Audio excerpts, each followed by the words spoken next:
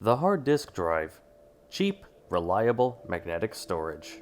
Not very fast, but still perfectly usable. But like all computer hardware, especially ones with moving parts, they will fail and die eventually, along with your data. But what if we could have these drives work together, or even prevent data loss? Redundant array of independent disks, also known as RAID, can be used to either increase drive performance and or provide fault tolerance to your data depending on which RAID level you use. Although commonly used on hard disk drives, it can be used on any storage device allowed by the software or hardware. There are many RAID levels, but the ones we will be discussing and later demonstrating are RAID 0, 1, 5, and 10. With all RAID levels, you're recommended to use identical drives with the same speed and storage size. Otherwise, the smallest storage size gets used for calculation and lower speeds will bottleneck the higher ones. We can set up RAIDs with hardware RAID such as RAID cards, or with software RAID in the operating system, or in the BIOS if supported. The motherboard I will use to demonstrate on is an ASUS Rampage 5 Extreme, which uses Intel Rapid Storage technology for RAID setups. Because do you think I want to touch my computer? Say hello to the ones we'll be using. Remember what I said about using identical drives? Yeah, I didn't listen. These drives were loaned to me by a friend. In the case that has the Rampage board, I want to put the drives somewhere on here, like this. Now for the hard part, connecting the SATA power cables. Molex. Perfect. Now for the SATA cables. Look at this masterpiece of cable management. We need to set the controller to RAID. RAID 0 is disk striping. We'll need at least 2 disks, but we can use more. Data written is spread evenly across all disks in stripes, so we are using all drives in the array to read and write data at the same time. This will increase read-write speeds and continue to increase if more drives are added to the array.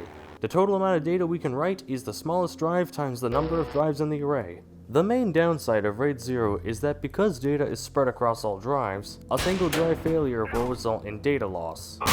Here I'm going to use Crystal Disk Mark II speed test our RAID 0 array. We'll compare the results to before we made the array. On the left and right, we have the speed comparisons for the drives that were used in the array. You may notice that our read and write speeds have almost combined. Here I'm going to write a video file on here and we are going to play it back. This video is not pushing the limits of the drive, so these drives individually would be able to handle it just fine. But the most important thing is, we're able to read and write data onto the drive. I will now unplug one of the drives. The drive is no longer visible to Windows File Explorer, and we technically have a failed array. But if I plug it back in, and then restart my computer, I can access the contents again. Now if the drive actually failed and died, this data would be lost. Now I'm going to create a RAID 0 array using 2 drives of different sizes. Even though we combined a 250 with a 1.5 terabyte, notice how we can only use about 500 gigabytes. Not only do we have 2 drives of different sizes, but also different speeds. Our 1.5 terabyte drive is 7200 RPM, while the rest of the drives in the video are 5400. With our slower drive bottlenecking the faster drive, we are not seeing much of a benefit from having a faster drive in the array. In order to benefit from the 7200 RPM hard drive, we would need to replace our 5400 RPM hard drive with another 7200 RPM, or f it and use an SSD. Now let's make an array with all the drives. Since we got all the drives working together, we can achieve some amazing speeds. Now guess what intensive task I did with this power? I played Half-Life 2. But remember, one drive failure. Windows still recognized the drive, which caused system slowdowns and delayed responses. And then the whole OS locked up, forcing me to restart it. We can do disk striping in Windows Disk Management.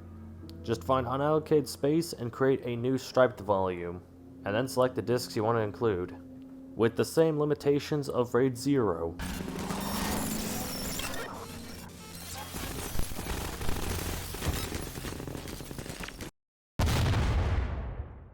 RAID 1 is disk mirroring. We'll also need 2 disks, but we can use more. All data written is mirrored across all drives in the array.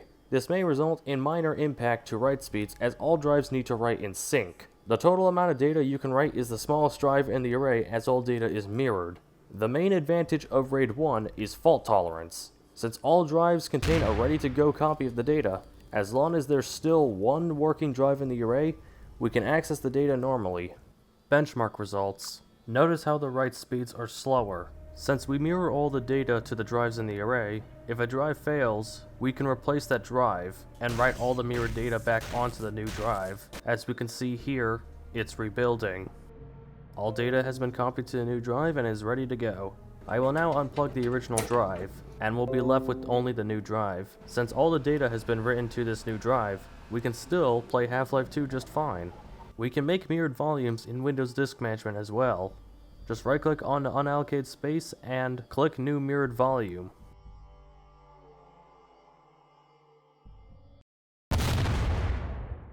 RAID 5 is disk striping with parity. We'll need at least 3 disks.